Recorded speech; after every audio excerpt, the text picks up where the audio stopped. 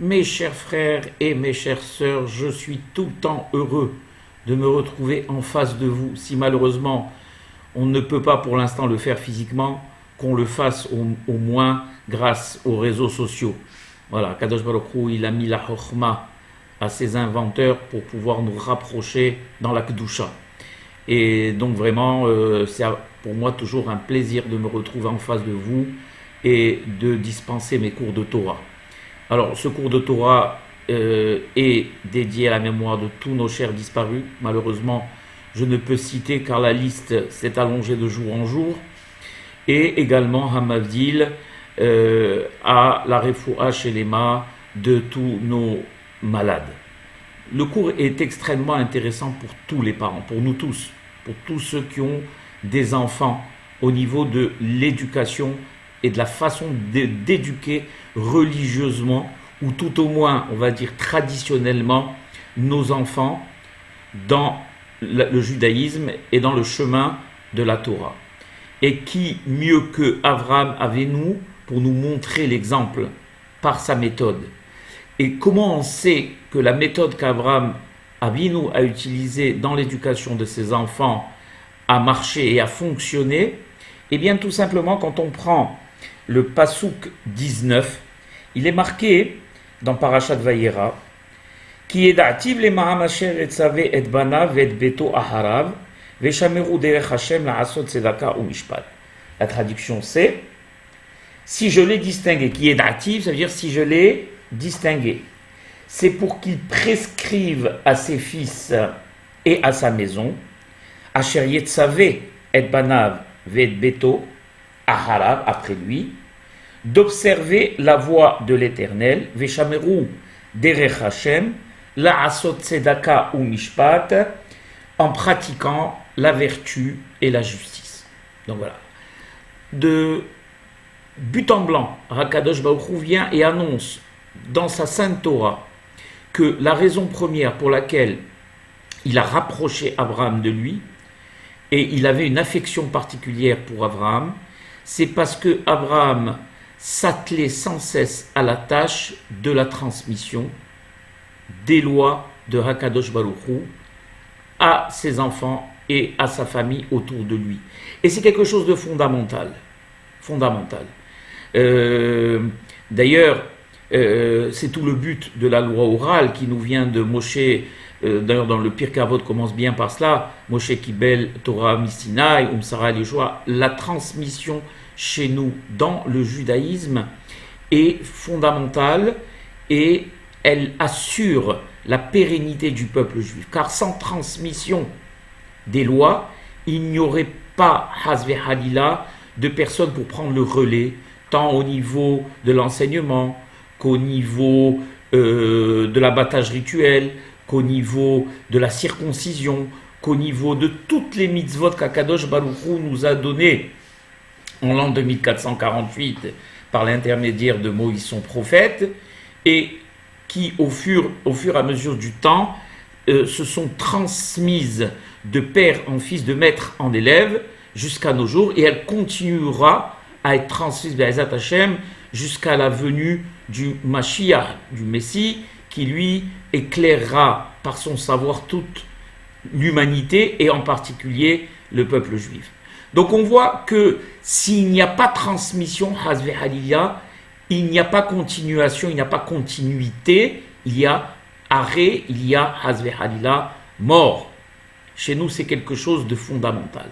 Dans le judaïsme, et on le remarque, s'il y a des communautés où malheureusement le judaïsme a disparu, il a commencé à disparaître, j'ai écouté tout à l'heure, justement, pour les élections américaines, qu'une grande partie des électeurs votés pour Biden étaient démocrates, et une des raisons premières, pourquoi ils ne votaient pas pour Trump, comme les gens en Israël le font, comme beaucoup de juifs le font, eh bien tout simplement parce qu'ils n'avaient aucune accointance avec le judaïsme, et j'ai entendu des chiffres qui m'ont vraiment fait froid au dos, des pourcentages de 60% de gens complètement assimilés.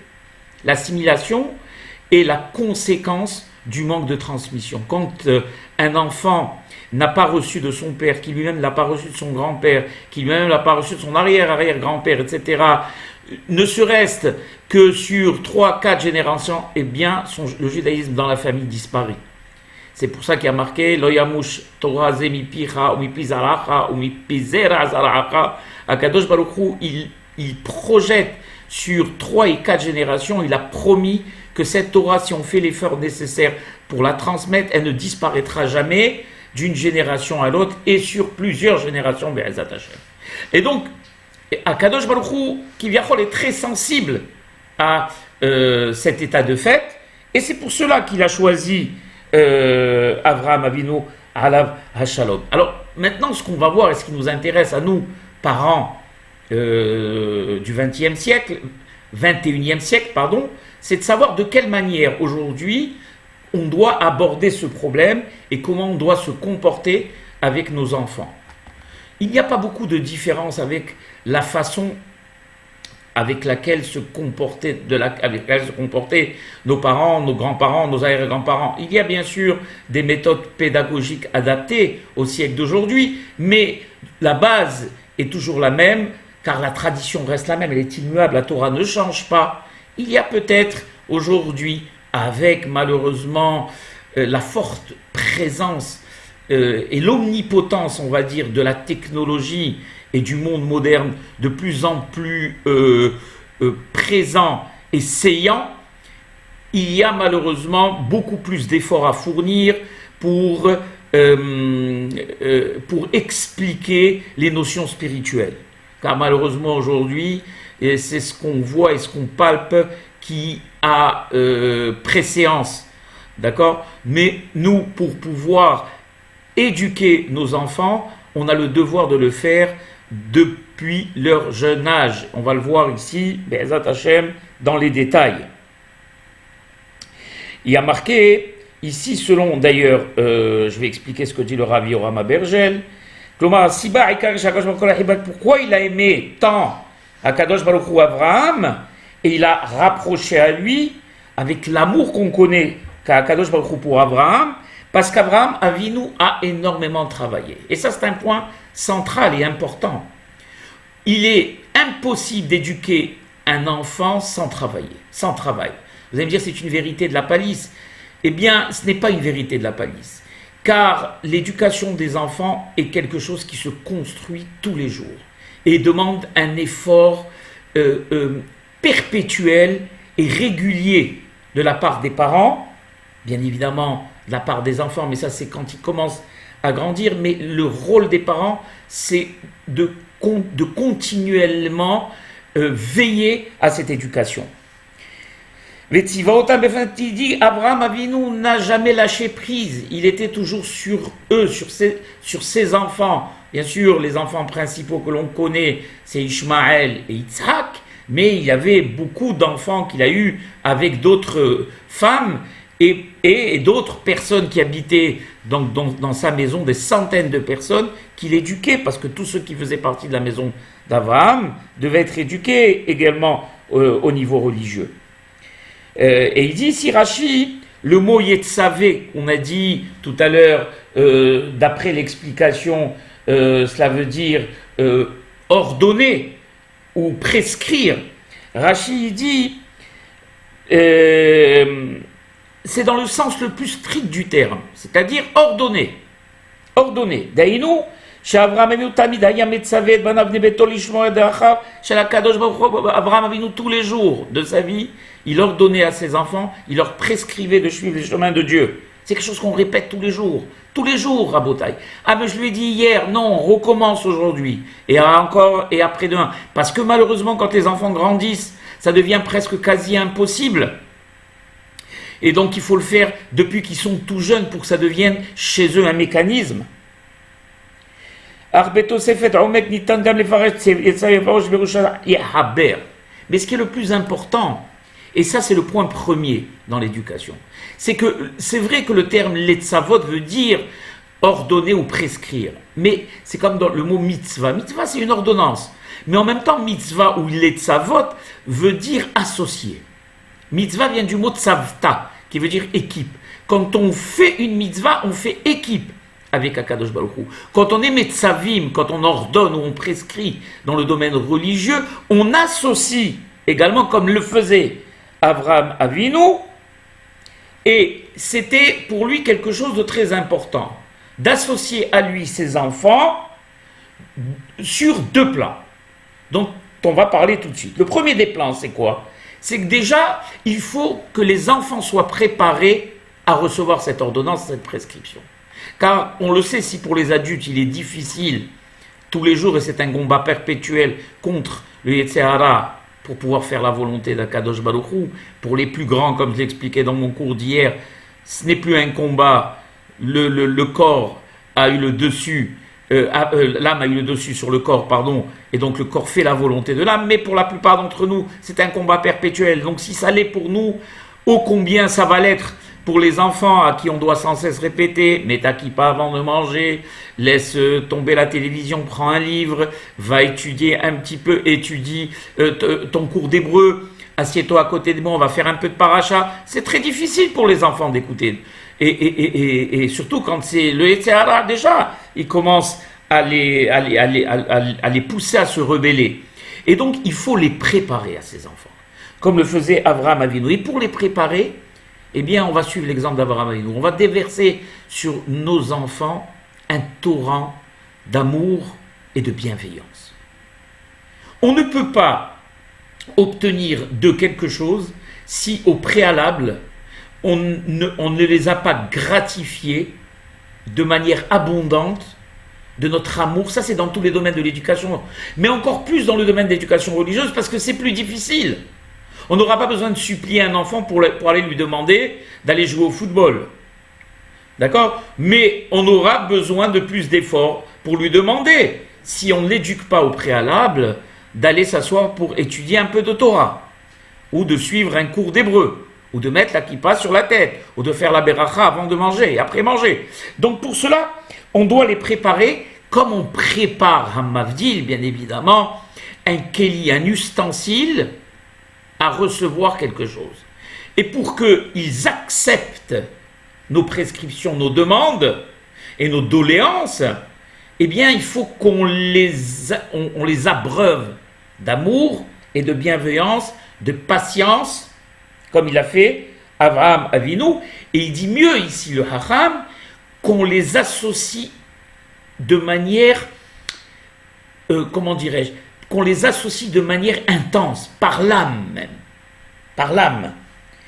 Et quand on aura fait cela, eh bien, il dit ici le Hacham, on aura fait d'eux un ustensile prêt à recevoir nos demandes et nos prescriptions. Ça, c'est le premier point. Donc on ne peut pas venir de but en blanc et demander, sans avoir préparé nos enfants, de s'engager dans la vie spirituelle, surtout quand ils sont tout petits, ou peut-être quand ils sont tout petits c'est un peu plus facile, mais quand ils commencent à atteindre l'âge de 6-7 ans, voire l'âge de l'adolescence qui est l'âge le plus difficile, alors on trouve beaucoup de difficultés à les amener avec nous à la synagogue, à leur faire la prière avant de manger, à mettre la kippa sur la tête, etc., etc. Le deuxième plan, sur lequel parle ici le Racham, et qui concerne Avraham Avinu, c'est qu'en dehors du fait qu'on les a rapprochés, on va dire, de manière intense et profonde, et on les a préparés, il faut maintenant, sur le plan de l'action, les associer également aux mitzvot que nous faisons nous-mêmes. Avraham Avinu, alav shalom, avait l'habitude d'associer ses enfants à toutes les mitzvot qu'il pratiquait, et il ne les laissait pas de côté, comme il dit, parce que, comme je l'ai expliqué dans plusieurs de mes cours, les cœurs sont toujours entraînés par les actes. Et plus on s'habitue à faire quelque chose, et plus notre cœur tend à vouloir le faire tout le temps. Et donc, quand le papa fait une mitzvah, eh bien, il ne faut pas qu'il la fasse seul. Il faut qu'il veille à ce que son fils soit toujours à côté de lui. Alors des fois, on a la flemme d'aller chercher l'enfant qui est dans sa chambre en train de jouer avec sa play ou en train de jouer avec son smartphone, le cancer d'aujourd'hui, la Hamana. Et alors on se dit, bon, il faut le temps que j'aille lui demander de venir faire préparer le loulav avec moi, ou de, je sais pas, de lire le Teilim que j'ai l'habitude de lire, ou je sais pas, de faire une mitzvah, de me regarder faire la Tefilat Shacharit avec moi, etc. Le temps que je fasse ça, ou le temps qu'il se détache son téléphone, je vais perdre du temps. Donc bon, je vais le faire seul. Hasbe Halila. Il faut prendre le temps d'aller chercher son fils, de l'asseoir avec nous et de l'associer à la mitzvah qu'on est en train de faire. Ça, c'est quelque chose de fondamental, mes frères. C'est fondamental. Si on veut que nos enfants s'engagent sur le chemin de la Torah, c'est fondamental. Et Avraham Avinu, alav shalom, il faisait en sorte que ses enfants se trouvent toujours à côté de lui et aux alentours quand il était en train de pratiquer la mitzvah. Et on en veut ici, Avraham, il parle et il donne deux exemples. Le premier exemple, il est connu, on en a parlé dans le cours d'hier, il concerne Abraham quand il était à la porte de sa tente au début de la paracha et qu'il y a eu les trois nomades qui sont venus, des Ishmaélim, et Abraham Avinu, l'habitude de faire Achnasat Orchim, faire entrer des invités. Il s'est levé, il a commencé à s'agiter et il a couru, il est allé, El Bakar Ratz Abraham, il était chercher dans son troupeau un agneau. Et regardez ce qui a marqué dans le pasouk. Vaikar ben bakar rachvatov, vaiten el ana'ar, vaimaer asototo. Dès qu'il a saisi donc l'agneau ou le veau, eh bien, il l'a donné tout de suite el ana'ar à un jeune pour qu'il le prépare. Et Rachid explique quel est le jeune dont on parle. Eh bien, il dit ici Rachid, Ze Ishmael lehanecho be mitzvot. C'est Ishmaël dont il s'agit pour l'éduquer dans les mitzvot. Abraham aurait pu faire lui-même la chose. Non, il a donné à Ishmaël son fils pour l'habituer à faire les mitzvot. À la fin de la paracha, on a un deuxième exemple, où au moment où de la Hakeda, où Kadosh Baruch Hu dit à Abraham, Kachet bin Chayet Yechidechet Yitzhak,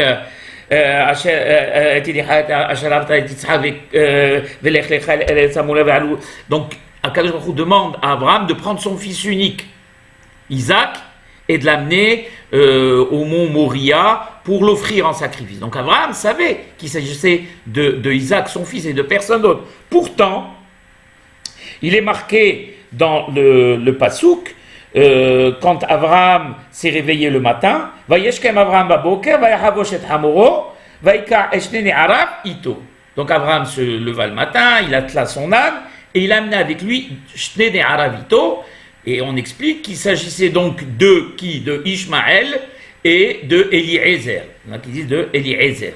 Donc on voit ici que malgré le fait qu'Akadosh Baruch Hu a ordonné à Abraham de prendre seulement son fils Yitzhak, eh bien il a quand même tenu à associer Ishmaël et Eliezer ou qui que ce soit d'autre à la mitzvah. Et mieux que ça, ils disent les Hachamim, quand il les a réveillés bien avant d'avoir réveillé Yitzhak, puisqu'il y a marqué en premier Vayeshkem Avraham baboker, Vayika Eshnene Arab Ito Ve'et Yitzhak beno.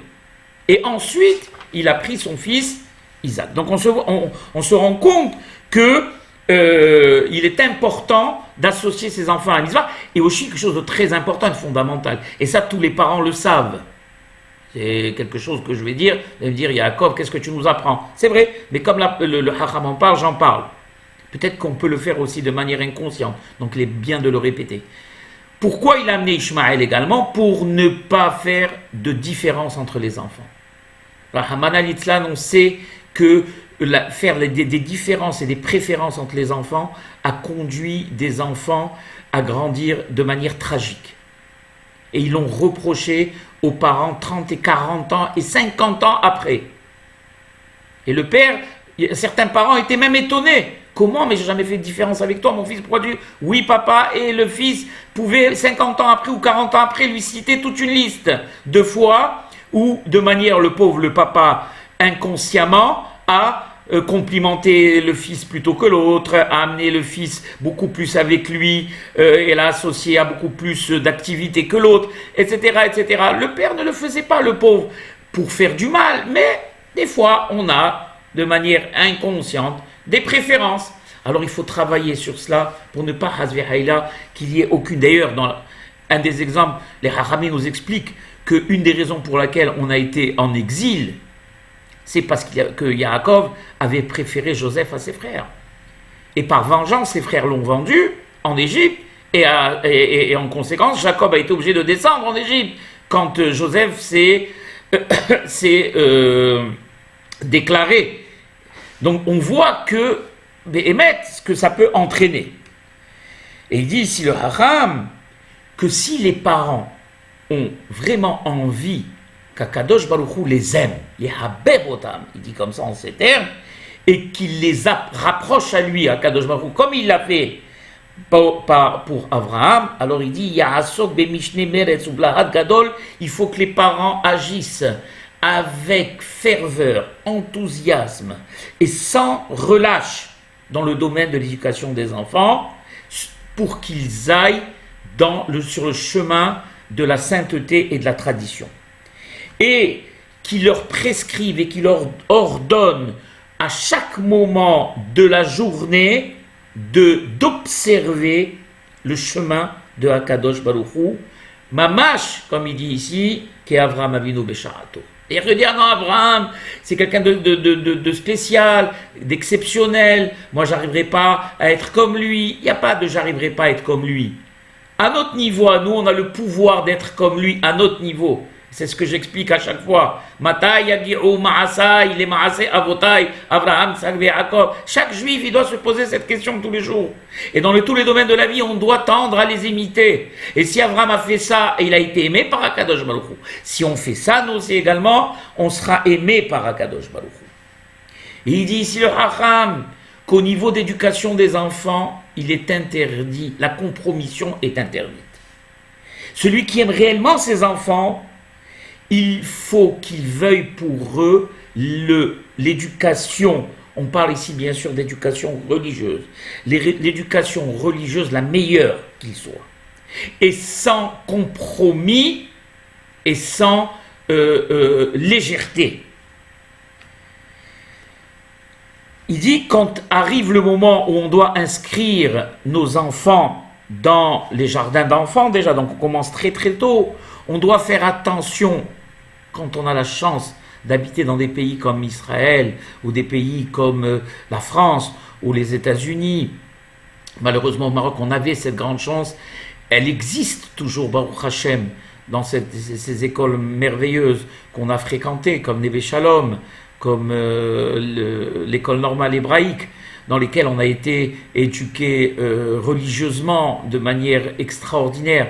J'ouvre une parenthèse pour vous raconter que quand j'étais jeune, vous savez, on a fait la crise de l'adolescence et on voulait, à un moment donné, on voulait rejoindre les copains au lycée Lyoté.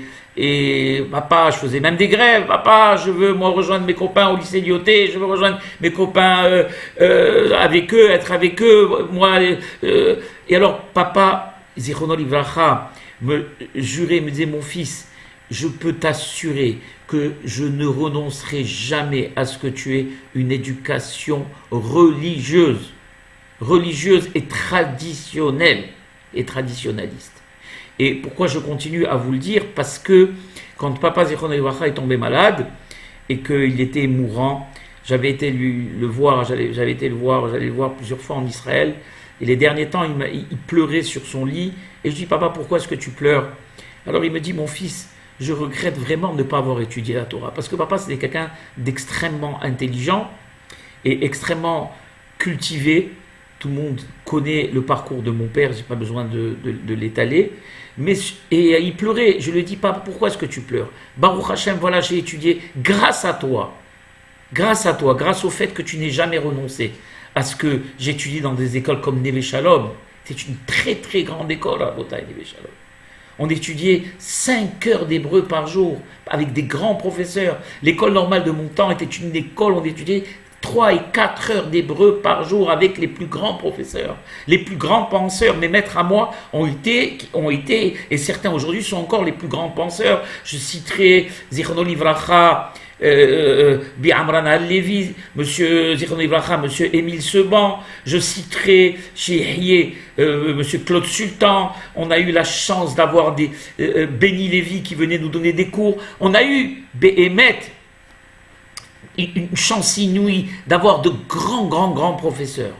Et j'ai dit à papa, tu vois papa, parce que tu n'as pas renoncé, alors le Sahar, tout le Sahar d'études, tout ce que j'étudie et que je diffuse, eh bien tu as une part toi aussi dans ce Sahar.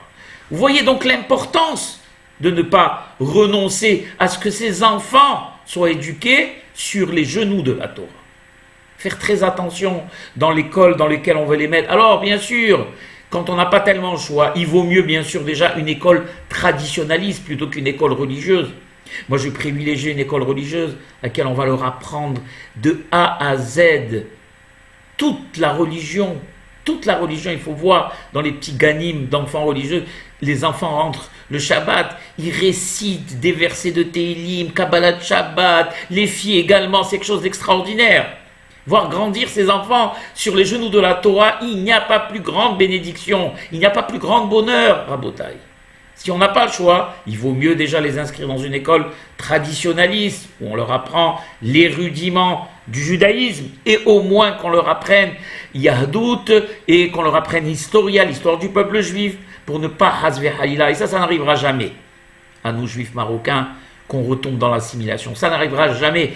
On a été bénis par des dynasties, des dizaines de milliers de hachamim, par leur étude de Torah et leur mérite. La Torah du Maroc est une Torah qui ne s'oubliera jamais.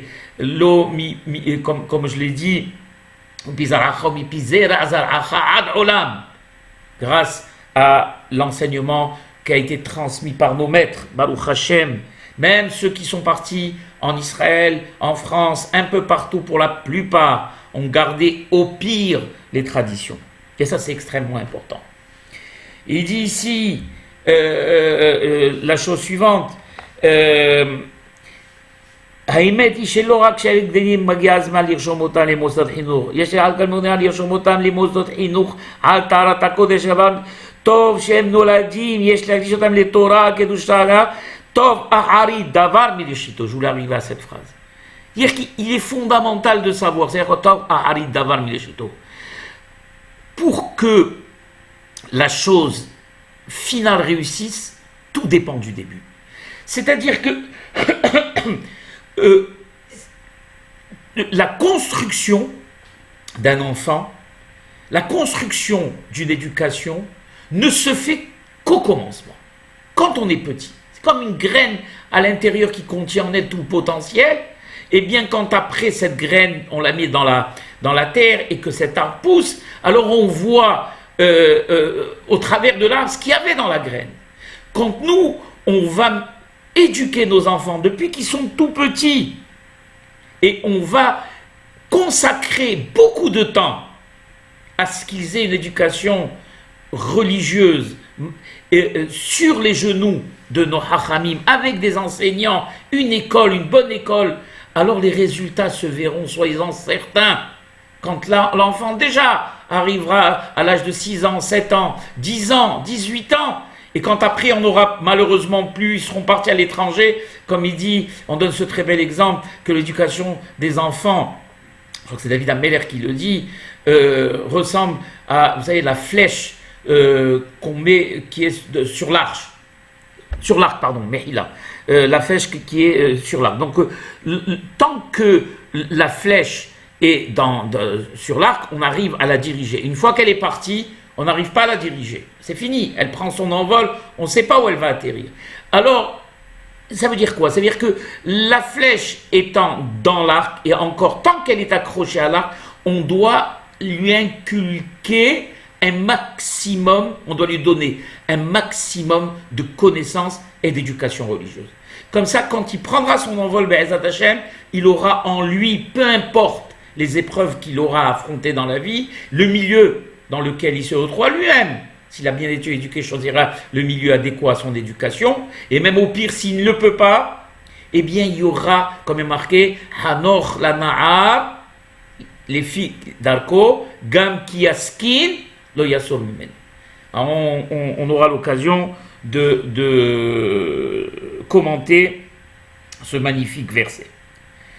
D'ailleurs, on ramène ici un exemple, je n'ai pas le temps parce que ça serait trop long où on explique justement l'importance de l'éducation dès le départ. Vous savez que Rabbi Meir Baal Hanes, sa maman l'a mené à l'Yeshiva dans son berceau. Dans son berceau. Elle l'amenait, elle s'asseyait, elle le laissait dans son berceau, et vous allez me dire, un bébé d'un mois, qu'est-ce qu'il peut retenir? L'âme juive absorbe tout le Dvar Torah, tout ce qui est dit dans cette yeshiva. Tout ce qui est dit dans cette yeshiva. Et l'ambiance dans laquelle on met cet enfant, même tout petit, là il a 1 mois seulement, même si on l'amène à la synagogue, par hasard on fait l'expérience, et on l'amène régulièrement à la synagogue, les chants de la synagogue vont imprimer son âme. Et de manière automatique, sans même qu'il le comprenne, lui, quand il commencera à un petit peu à être barda'at, comme on dit en hébreu, à avoir l'âge de raison, il va être attiré ostensiblement par le judaïsme. C'est quelque chose de prouvé à la bataille. Malheureusement, à contrario, quand on n'habitue pas nos enfants depuis tout petit à cela, alors ils tournent mal, même bébé. Même bébé. On voit l'exemple ici du maître d'ailleurs de Rabbi Meir Baal Hanes, qui est Elisha ben Avouya. Elisha ben Avouya, on connaît, c'est un Tana Kadosh, un savant de la Mishnah, et c'était le maître de Rabbi Meir Baal Hanes. Ici, on connaît la force de Rabbi Meir Baal Hanes au niveau de la Torah, donc imaginons maintenant la force de ce Rav, qui malheureusement, à la fin de sa vie, a mal tourné, est devenu complètement impie, a renié la Torah de Moshe. Pourquoi, il disait Haramim? Comment quelqu'un comme lui a pu renier la Torah? Eh bien, il raconte l'histoire du jour de sa mila, où son père Avouya était quelqu'un de riche, et donc il a invité tous les gens de Jérusalem, et entre autres, bien sûr, les grands Talmidei Hachamim. Il y avait Rabbi Eliezer, Rabbi Yoshua. Et Rabbi Eliezer et Rabbi Yoshua, voyant que les invités vaquaient à leurs occupations, ils ont dit, comme tous les Hachamim qui se respectent, asseyons-nous et étudions. Ils ont commencé à étudier, et ils ont étudié avec tellement d'ardeur et de ferveur qu'un feu est venu et il a entouré toute la maison. Et à cela, Avouya est venu, il leur a dit, vous êtes venus brûler ma maison. Alors ils lui ont dit, Hazve Halila. Au contraire, on est tellement joyeux pendant notre étude que la Torah qu'on étudie est comme celle qui a été donnée au mont Sinaï. On sait que au mont Sinaï, elle a été donnée avec feu, avec kolot, obrakim, etc., etc. Alors il leur a posé la question à Avouya, il leur a dit comment la Torah amène toute cette grandeur, tout ce mérite. Alors ils l'ont dit bien évidemment, quand on étudie entre l'Ishma, alors il a dit la chose suivante, je fais le serment que ce fils, il reste vivant, parce que bon, on sait qu'il y a 1 mois à attendre, et s'il reste vivant, eh bien, je le consacrerai à la Torah. Et c'est ce qu'il a fait réellement. Le mois passé, mais alors pourquoi il a échoué? Ils disent les Hachamim, parce que son idée première à lui, il y avait 2 raisons. La première, c'est que s'il l'a fait, c'est parce qu'il l'a vu après coup, ce que la Torah pouvait apporter. Et donc, il ne l'a pas fait l'ishma, c'est-à-dire pour l'étude de la Torah, pour la Torah, pour la grandeur de la Torah, pas pour son honneur personnel ou l'honneur que son fils allait lui amener, s'il devenait lui aussi comme Rabbi Eliezer et Rabbi Yehuda, non, pour l'honneur de la Torah, l'ishma, l'Shem Hashem. Ça, malheureusement, il ne l'a pas fait pour cela. C'est une raison. D'ailleurs, la Torah n'est pas faite pour qu'on s'en glorifie Hazve Halila. Ça, c'est la première raison. La deuxième raison, c'est qu'au départ, il avait une autre idée. Il était déjà très riche. Et lui, son idée à lui première, c'était que ses enfants prennent la relève dans le monde de ses affaires.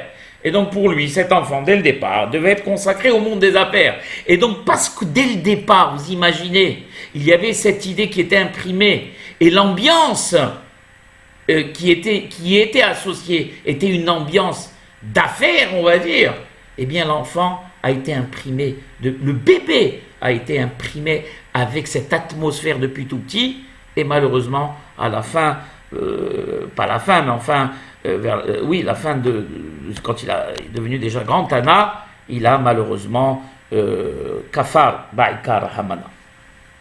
Donc voilà l'importance On dit aussi que la mère de Elisha ben Avouya, elle avait l'habitude, quand elle était enceinte, et on connaît l'impact que les odeurs et les endroits ont sur le fœtus quand une femme est enceinte.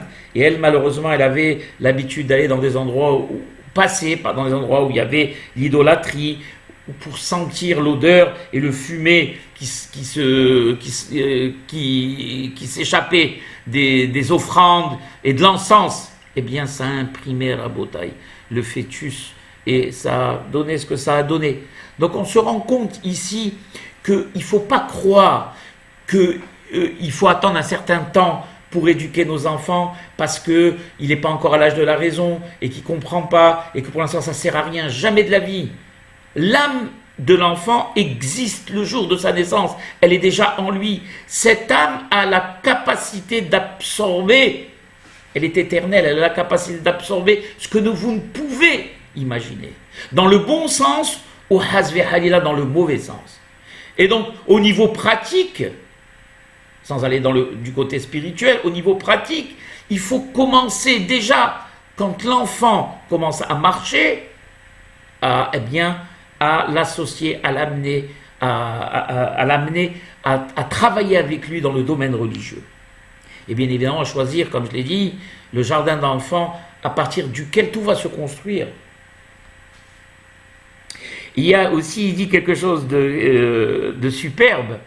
Il dit, c'est pour ça que nous, les Marocains, il dit d'ailleurs, on a l'habitude, même les Ashkénazes, nos frères les Ashkénazes, je crois que le Ravi de Lubavitch en avait parlé à la Shalom, que il est le jour, vous savez, quand on fait la Mila aux petits, on dit Keshem, Sheikhnas, la Berit, Kar, Tachniseu, la Torah, les mitzvot, ou Ma'asid. De la même manière, on dit qu'Akadosh Baruch que tu les fais rentrer dans le Berit, donc dans l'alliance d'Abraham, alors fais en sorte qu'ils rentrent dans la Torah et dans les bonnes actions, etc. C'est ce qu'on souhaite à l'enfant. Et à ce moment précis, il dit, le Rav, qu'on a l'habitude de prendre une somme d'argent conséquente et comme tzedaka, mais en réalité c'est considéré comme une avance sur les frais d'inscription dans la scolarité religieuse.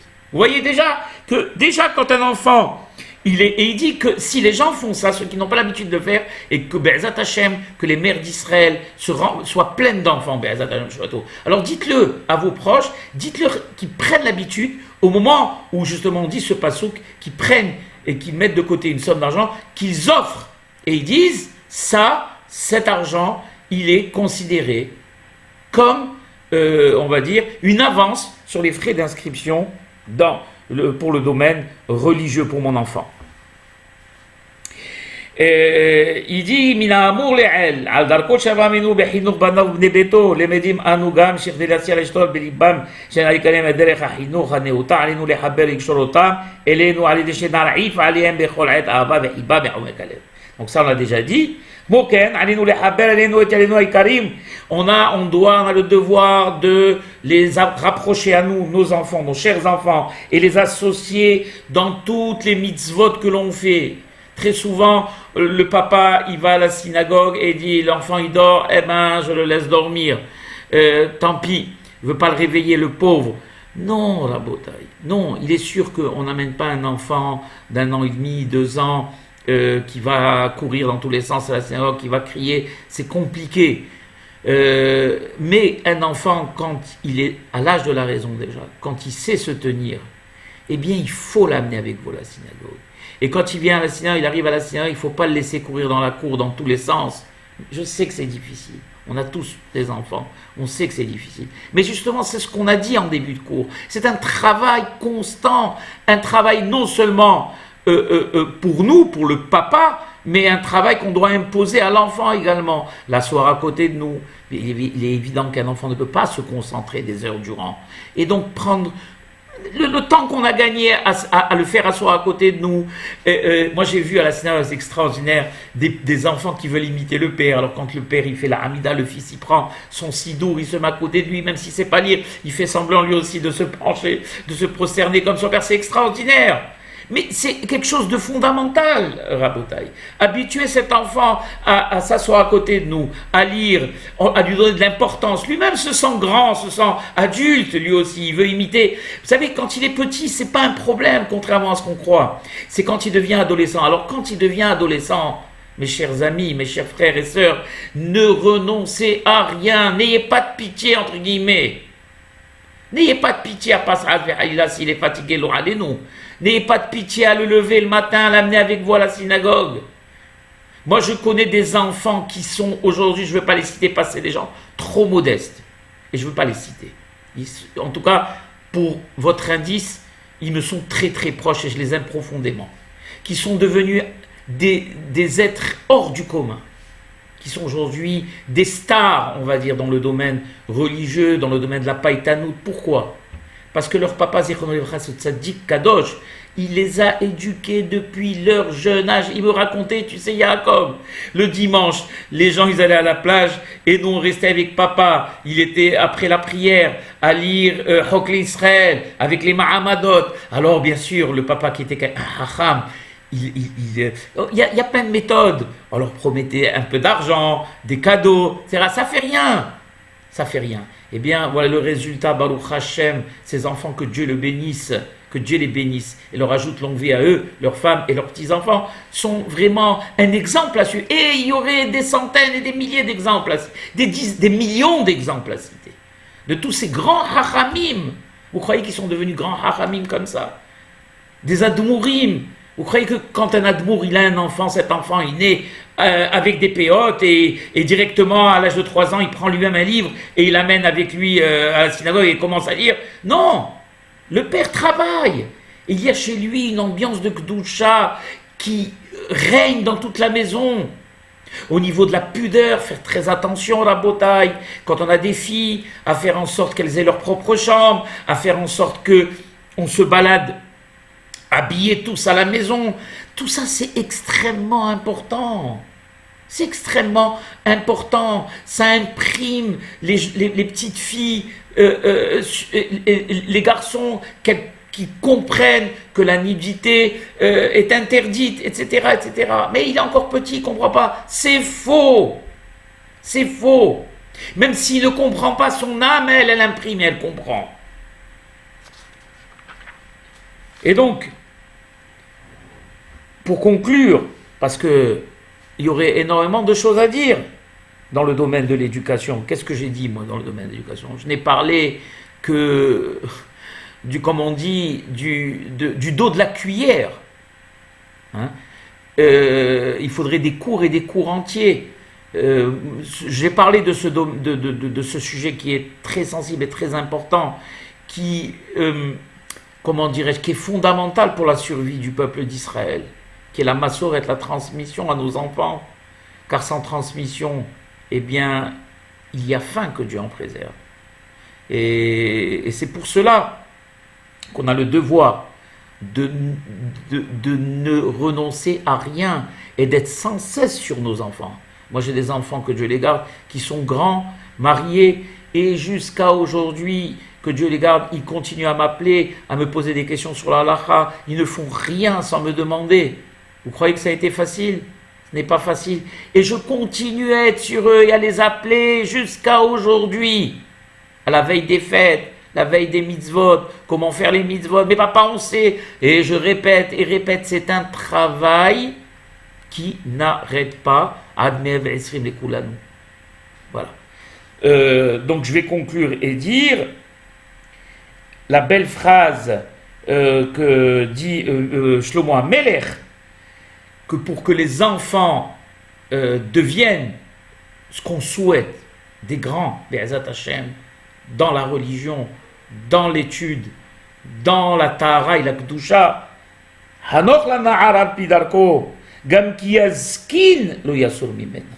Ça veut dire quoi? Éduque l'enfant al-pi darko. C'est une phrase extraordinaire. Normalement, on aurait dû dire al-pi darkecha, selon ta méthode.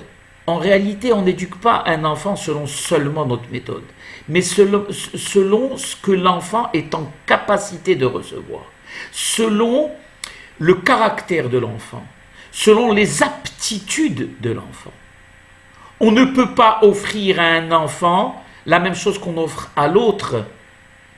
Et les informations avec le même flux, cela dépend de la façon qu'a l'enfant d'assimiler les choses. Et ça, tous les enseignants le savent. Tous les élèves ne sont pas les mêmes dans la classe. Et on accorde beaucoup plus d'importance à un élève des fois plutôt qu'à l'autre. On passe plus de temps avec un élève plutôt qu'à l'autre. C'est toute la grandeur de l'enseignement et des enseignants. Ils font un travail remarquable. C'est un travail, j'ai eu l'occasion d'enseigner, je peux vous assurer que c'est un travail éreintant. L'énergie que l'on dépense dans une classe pendant un shiur d'une heure est colossale. D'accord? Pourquoi? Parce que l'enseignant doit être attentif et suivre du regard. Le regard déjà indique si l'enfant a compris, s'il n'a pas compris, s'il est, comme on dit dans le langage moderne, largué ou pas largué. Et le devoir de l'enseignant, c'est quoi? C'est d'amener tous les enfants à bon port. Ne pas laisser un enfant sur le quai, que Dieu en préserve, pendant que le train part. Ça, c'est la plus grave des erreurs. Et ça, un bon enseignant, et un enseignant qui se respecte ne le fera jamais. Eh bien, dans le domaine de la religion, c'est exactement la même chose. Il dit Shlomo Melech, l'homme le plus sage du monde, Hanoch la nahar alpi darko, éduque l'enfant religieusement, mais sois attentif à ses aptitudes. Gam ki askin, quand il prendra de l'âge et quand il vieillira, lo yassur mimena, il ne bifurquera jamais. Baruch Hashem.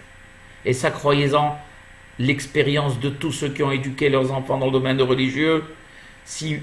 Et ne vous étonnez pas que Dieu en préserve, Hazve Halila, si on ne fait pas les efforts nécessaires d'avoir un enfant qui grandit malheureusement dans le chemin de la non-tradition, de l'éloignement, et après s'étonner, pourquoi? Mais moi à la maison, non, toi à la maison, certes, peut-être que tu faisais, mais tu étais religieux pour toi-même, tu étais tzaddik pour toi-même.